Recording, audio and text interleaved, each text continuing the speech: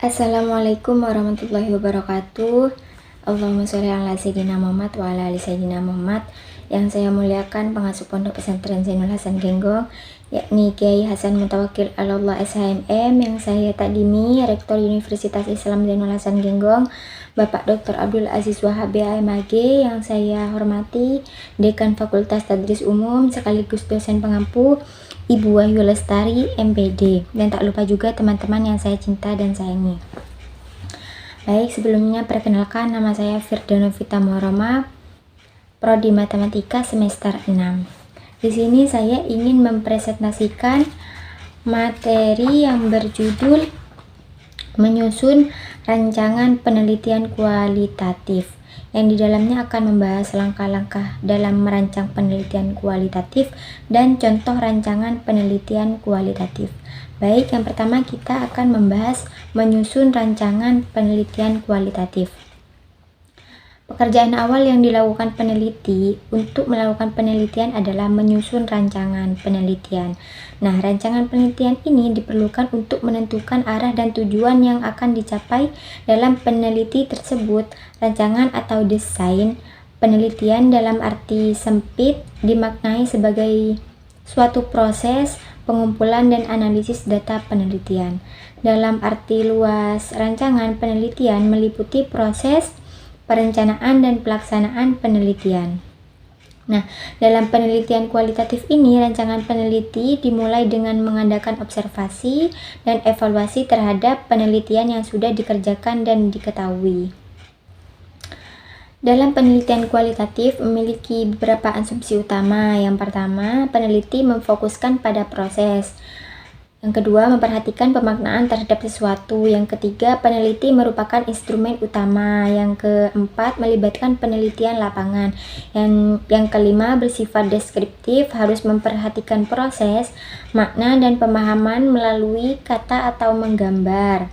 Yang keenam, bersifat induktif dengan membangun abstraksi, konsep, hipotesis, dan teori dari data yang diperoleh. Dan yang terakhir, yang ketujuh adalah fleksibel.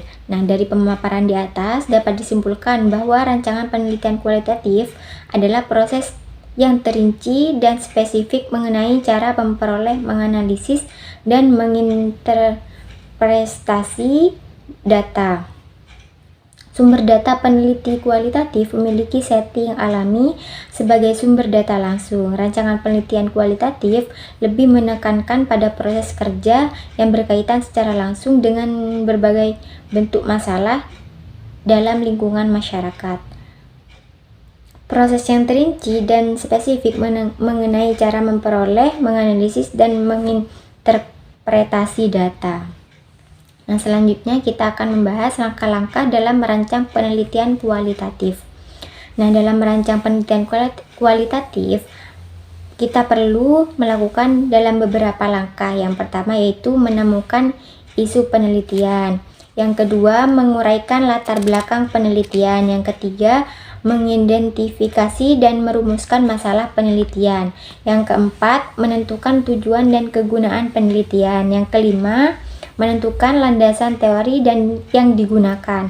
Yang keenam, menyusun penelitian, pendahuluan, dan kerangka pemikiran. Yang ketujuh, menentukan dimensi penelitian.